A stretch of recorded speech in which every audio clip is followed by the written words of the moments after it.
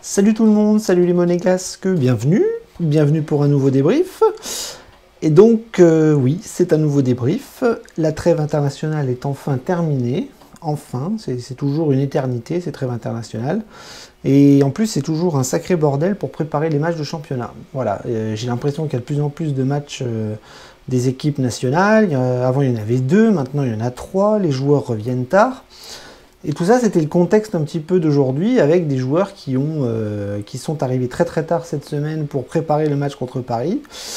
Et tout ça, ça a duré 2 semaines pour les entraîneurs, voilà, qui ont dû préparer avec d'autres joueurs, avec d'autres façons de travailler, parce que c'était voilà, des groupes assez restreints, puisque tout le monde était un petit peu parti dans leur sélection. Donc c'était un contexte compliqué, et on avait un match compliqué puisqu'on recevait le Paris Saint-Germain. Rien que ça. Voilà, le Paris Saint-Germain. Voilà, c'est toujours des matchs où on les attend pas forcément, on a toujours très très peur, on sait qu'on va prendre une toutouille, et bon, moi personnellement, j'attendais vite que ça passe pour passer à autre chose.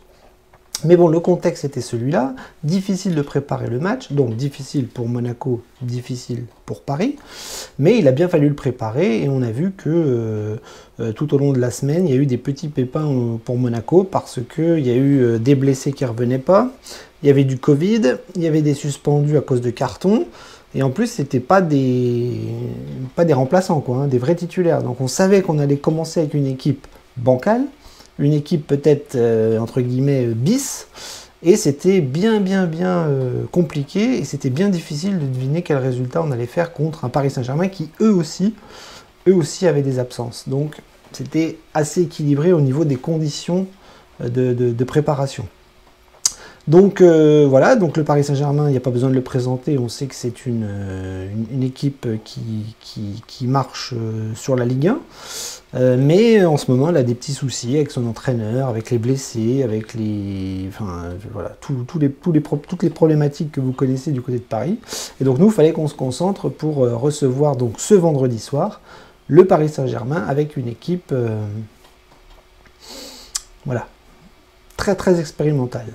Donc comme je vous le disais, c'était un peu expérimental parce qu'on avait donc Ben Yedder qui n'était pas là, le gardien titulaire Lecomte qui n'est toujours pas là, Golovin qui n'est toujours pas revenu, Aguilar qui était suspendu, etc., etc. On avait quand même pas mal d'absents importants dans le 11 de départ, et donc il a bien fallu concocter une équipe, et on a vu à 1 heure du coup d'envoi que Kovac a sorti une équipe complètement folle, avec des retours bizarres, des titularisations osées, enfin des remplaçants qui jouent jamais qui étaient là. Ça a été complètement hallucinant, le 11 de départ. Donc moi j'ai eu très peur, je l'ai trouvé très mauvaise, très bancale, et j'avais du mal à deviner s'il repartait sur un 4-2-3-1 ou un 4-4-2 comme il le fait depuis les derniers matchs. Et en fait on a eu un 4-4-2, enfin, il est reparti sur le 4-2-3-1 qui fonctionne avec donc Manon dans les buts, arrière droit Matsima, pas de Sidibé, donc je sais pas ce qu'il avait, pas d'Aguilar, ça c'est normal, mais Matsima arrière droit. Bon, ok, première angoisse. Défense centrale, ça ne bougeait pas, Dissassi Badiachil. À gauche, Ballo-Touré, retour de Ballo-Touré. Alors on sait que Caillot est devenu le titulaire attitré, mais il était en sélection, il est rentré tard. Donc ça, je peux comprendre qu'il n'ait pas osé le mettre titulaire. On va voir qu'il est rentré. Donc Ballo-Touré, donc déjà Matsima, Ballo-Touré sur les côtés, face à Mbappé, Neymar et compagnie, c'était terrible. Milieu de terrain, donc les deux milieux de terrain, Fofana, Tchouaméni, ça bougeait pas. Et devant, là, on avait donc Gelson et Diop qui étaient reconduits. On avait Voland devant, et on avait aussi Goebbels. C'était même l'inverse, c'était plus Goebbels devant et Voland qui tournait autour de lui, qui était un peu derrière, comme ils le font avec Ben Yedder d'habitude. Donc là, Goebbels, Matsima, Ballo-Touré et compagnie, c'était un petit peu, enfin, très osé. Et donc le coup d'envoi est donné, et on voit tout de suite que ça va être un match bizarre. Ça va être un match bizarre. Et donc, enfin, dès les premières minutes, on a eu du mal finalement à trouver une équipe qui prenait le pas sur l'autre. Paris n'a pas du tout marché sur Monaco. Monaco a plutôt bien débuté le match, a joué 20-25 minutes. Ça tenait assez bien. Je trouvais que le pressing était plutôt bien en place, était assez propre. Et on a tenu. Et très vite, très vite, avec cette équipe, avec ces joueurs qui n'étaient pas voilà, les titulaires adéquats, on a vu que les premiers trous d'air, les premiers moments d'absence, enfin les premières absences, ont coûté cash. À cause de qui? À cause d'Mbappé. Mbappé, vous lui laissez un espace, il part, c'est but. Et c'est ce qui s'est passé. Voilà, très vite, on a malheureusement eu des absences, et sur une contre-attaque, Mbappé est parti, Disasi n'a pas pu le rattraper, il l'a mis au fond 1-0. Bon, ça commence pas bien, mais c'est logique, parce qu'on se dit, voilà, Paris va nous tuer sur des contre-attaques, même s'ils ne sont pas terribles ce soir, et Monaco essaye de faire ce qu'ils peuvent. Ils le font assez bien, mais voilà, on se prend un but. Et puis très vite, ça a commencé à dérailler vers la fin de la première mi-temps. On a pris des buts refusés, on a pris un penalty, donc Mbappé qui marque le deuxième but sur penalty. Donc là, 1-0, 2-0, 3-0, voire 4, enfin on a pris des buts annulés, alors donc on a eu de la chance. La VAR nous a un petit peu sauvés cette fois-ci, mais à la mi-temps, finalement, on rentre avec un score sévère, mais qui aurait pu être encore plus sévère. Donc l'analyse de la première mi-temps, ben, elle est pas bonne, parce qu'on a été quand même sérieux, appliqué, mais on s'est fait avoir sur des absences terribles, défensives. On sait que Monaco est sujet à ça contre les autres équipes, et contre Paris, ça pardonne pas, parce que vous avez directement le but qui suit. Mbappé, vous lui donnez deux trous, il s'engouffre, vous lui donnez voilà, un ballon anodin, et vous le transforme en ballon dangereux. Donc voilà, 2-0 à la mi-temps, ça aurait pu être pire, mais bon, c'est 2-0. Et en deuxième mi-temps, on se dit, voilà, qu'est-ce que va faire Kovač? Parce que Kovač, il doit réagir, il doit pas baisser les bras, il doit rebooster son équipe, et donc il doit faire des changements. Et c'est ce qui s'est passé. Deux changements très osés hein, à la mi-temps, avec l'entrée de Fabregas et de Caio Henrique. Donc bien sûr, Kovač voit que Ballo-Touré n'est pas forcément au niveau, donc il remet son meilleur latéral gauche qui est Caio Henrique, donc il rentre. Et le choix fort de faire rentrer Fabregas à la place de Goebbels. Goebbels qu'on n'a pas vu en première mi-temps. Donc là, ça réorganise un peu. On est passé d'un 4-4-2 à une sorte de 4-5-1. Voilà, un milieu beaucoup plus compact, beaucoup plus étoffé. Et là, on a vu que ça rejouait un petit peu au ballon, et que Paris avait pas forcément d'occasion franche. Donc Monaco a commencé à prendre confiance, et en fait on a poussé, et on a réussi à revenir. On a marqué 2 buts. 2 buts de Volland, si je dis pas de bêtises. Oui, parce que j'ai eu des petits problèmes de connexion, hein, j'ai des petits soucis informatiques en ce moment. Mais voilà, 2 buts de Volland qui ramènent formidablement Monaco sur la même ligne que Paris. Et donc forcément, quand une équipe a le moral, le mental et le physique, parce que moi j'ai vu un Monaco qui avait du physique ce soir avec un bon pressing et une belle réaction voilà, tactique, technique, etc., etc. Et donc on est revenu à 2-2 avec 2 buts de Volland assez rapidement. Et là on se dit, qu'est-ce qui va se passer? Soit Paris va repousser un petit peu et va marquer un 3e but, avec notamment l'entrée de Neymar qui nous a bien foutu les jetons. Quand vous voyez Neymar et Mbappé sur le terrain, oui, forcément, vous faites un petit peu dans la culotte. Et en fait, non. En fait, ce qui s'est passé, c'est que Paris a reculé, Paris a fait n'importe quoi, Paris a fait des erreurs défensives aussi grosses que nous. On peut en faire d'habitude. Et en fait, sur une action anodine, Diallo, l'ancien monégasque, perd le ballon, Volland prend le couloir.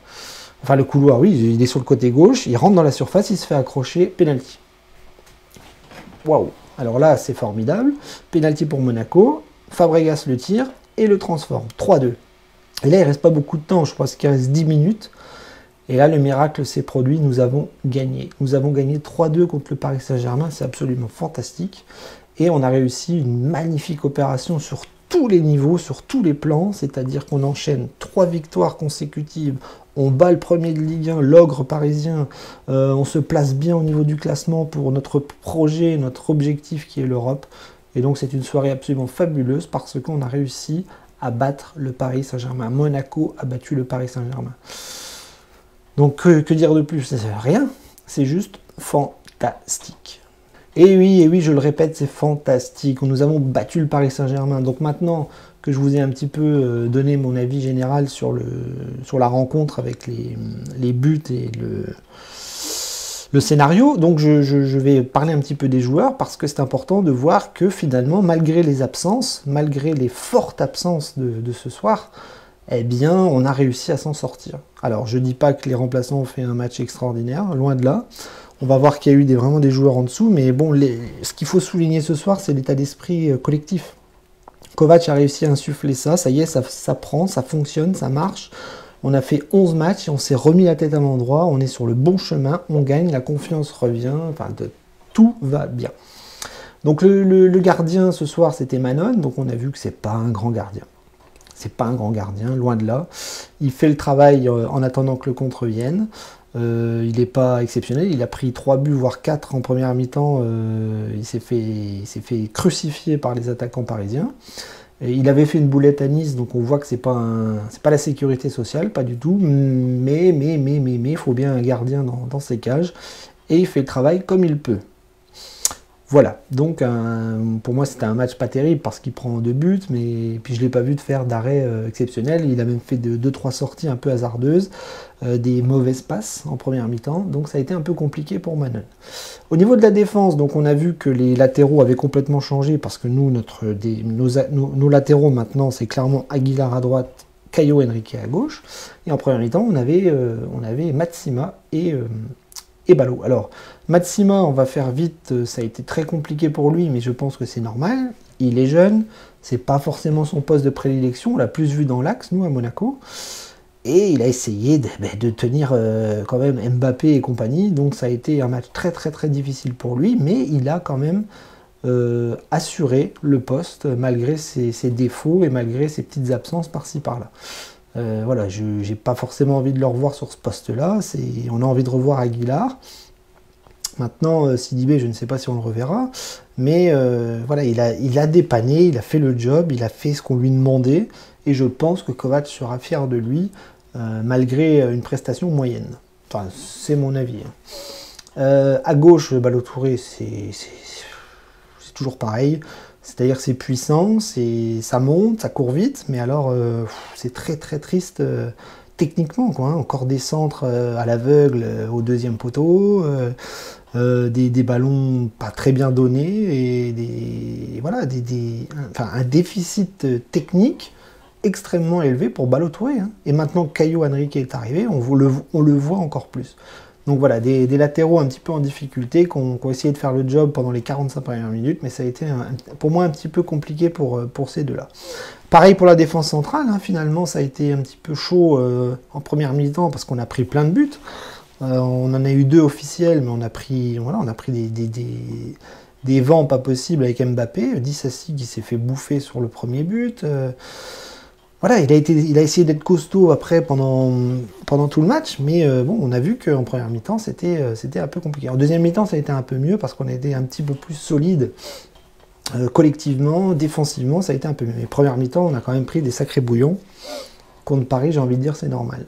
Donc pour moi, une défense globale en difficulté sur pas mal d'absences. Le milieu de terrain a essayé de faire le job comme on en a l'habitude. Voilà, Tchouaméni et Fofana qui ont essayé d'être au rendez-vous physique au niveau du pressing et au niveau technique, mais on a vu qu'il y a eu quand même des erreurs assez folles, hein. Fofana qui fait des erreurs qui nous coûtent cher, voilà, je pense au penalty notamment. Donc voilà, il faut vraiment être plus sérieux, plus concentré sur pas mal de phases, même si on voit que l'équipe tourne quand même bien. Voilà, je pense qu'il va falloir se rassurer maintenant contre les petites équipes et éviter de faire trop d'erreurs pour pas pénaliser l'équipe. Voilà, ce soir ça a fonctionné, mais il faut faire très très très attention et voilà, je pense qu'au fil du temps ça va aller mieux. Donc le milieu de terrain, on a eu Diop et Gelson sur les côtés avec Volland et Goebbels devant. Donc Gelson Martins, ça fait encore du Gelson Martins, beaucoup d'activités, très rapide, très technique. Il arrivait à éliminer des joueurs, il rentrait dans la surface, mais il y avait toujours Voilà, lui aussi des erreurs techniques par-ci par-là, avec des passes ratées, des mauvais choix. Moi je me souviens de lui rentrant dans la surface avec un petit peu foufou comme ça, à se tromper sur pas mal de choix de dernière passe, de dernière seconde. Enfin, voilà, il venait s'empaler sur des défenseurs, donc c'était un peu compliqué aussi. Mais une belle et une grosse activité qui a fait du bien à l'équipe, je pense. Diop a essayé de faire ce qu'il savait faire aussi. Voilà, il s'est beaucoup démené. Il a un petit peu changé de poste en deuxième mi-temps, mais il a essayé de faire son maximum. Voilà, il est très propre techniquement, il est bon avec la balle au pied. Et donc lui aussi a essayé de fortifier ce milieu de terrain pour essayer de ne pas être ridicule face au Paris Saint-Germain, ce qu'ils ont réussi à faire malgré des erreurs par-ci par-là. Donc voilà, donc une bonne prestation quand même de la part de tout ce monde-là, avec les erreurs qui les caractérisent. Puis devant, ben voilà, Folland qui a fait un très bon match. On se demandait s'il allait remplacer Ben Yedder au pied levé. Oui, il a fait le job. Il a été au contact physiquement. Il a réussi à se créer des occasions. Il a été extrêmement percutant sur pas mal d'offensives et il a marqué 2 buts. Donc que dire de plus? Goebbels, lui, à l'inverse, a été très très compliqué. Voilà, un poste d'avant-centre qui n'a pas fonctionné. Il n'a pas eu de ballon dangereux. Il s'est pas créé d'occasion. Enfin bref, on ne l'a pas vu. Voilà, on a plus vu Volland aller au contact en décrochant un peu, mais Goebbels n'a pas eu de ballon. Donc c'est pour ça qu'en deuxième mi-temps, il y a eu 2 changements importants. La rentrée de Caio Henrique qui a fait une deuxième mi-temps exceptionnelle. Caio Henrique, c'est un très bon joueur, très belle recrue, bravo Mitchell, rien à dire. C'est notre titulaire à présent, il est propre techniquement, il est bon, il est intelligent, il sent les coups, il dribble, il crochette, il fait pas de conneries, c'est vraiment c'est monsieur propre au niveau de la patte gauche, lui, vraiment top. Donc magnifique rentrée de Caio Henrique, et Fabregas qui est rentré dans un milieu à renforcer, et il a fait une très très bonne rentrée, voilà, des bonnes interceptions, des bons ballons, il a osé, il a été impliqué sur le deuxième but, enfin voilà, une belle rentrée de Fabregas, ça fait plaisir, et face au Paris Saint-Germain, c'est encore plus délicieux. Après, il y a eu des remplaçants aussi de fin de rencontre, avec Matazo et Jovetic, qu'on n'a pas vu, donc je ne vais pas en parler. Voilà, tout ça pour dire que c'est une prestation globale qui est très très bonne, malgré beaucoup d'erreurs. Mais gagner contre le Paris Saint-Germain, faire une remontada à Monaco, c'est le pied. Bon, bah, on va faire le bilan de cette rencontre qui est 1000 fois positive. On enchaîne 3 victoires consécutives. La trêve internationale aurait pu nous casser notre rythme. Ça n'est pas le cas. Les absents ont été importants, mais on a relevé le niveau. Enfin, voilà, tous les feux sont ouverts en ce moment. Ça se passe super bien à Monaco. On a retrouvé l'oxygène et le souffle de la victoire. On reçoit Nîmes la semaine prochaine. On doit les éclater. On est trop bien. Ça serait trop dommage de perdre des points contre des équipes comme ça. Il faut engranger un maximum de points, arriver se caler en haut du podium. L'idéal, ça serait d'arriver à bien se caler dans les 3 premières places, parce que la Ligue des Champions, c'est notre objectif numéro 1. Pour l'instant, on a 11 matchs et on est très très bien au niveau des points, au niveau de la confiance et au niveau de la dynamique. Voilà, tout va bien. Donc la semaine prochaine, il faut appuyer là où ça va faire mal contre les Nîmois. C'est chez nous en plus, on a deux matchs de suite à la maison. Et voilà, je pense que les absents vont revenir. On a une dynamique de fou, il faut en profiter. Voilà, c'est tout simple. Voilà, je pense qu'on va profiter des jours qui viennent de façon exceptionnelle. La semaine va être fabuleuse. On va pouvoir se la péter un petit peu auprès des copains, des collègues et tutti quanti. Donc voilà, tout ça pour vous dire que c'est le bonheur chez les supporters ce soir. On va en profiter. Voilà, donc je vous dis dagemonegu, je vous dis à la semaine prochaine et surtout, profitez bien de cette victoire contre le Paris Saint-Germain.